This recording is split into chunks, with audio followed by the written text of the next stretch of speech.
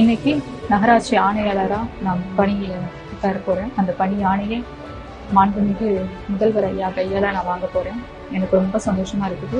நமக்கு தமிழக அரசு கொடுத்துருக்கக்கூடிய அனைத்து சலுகைகளையும் பயன்படுத்தி நம்ம படித்தாலே நம்ம கண்டிப்பாக ஒரு நல்ல பொசிஷனுக்கு போகலாம்.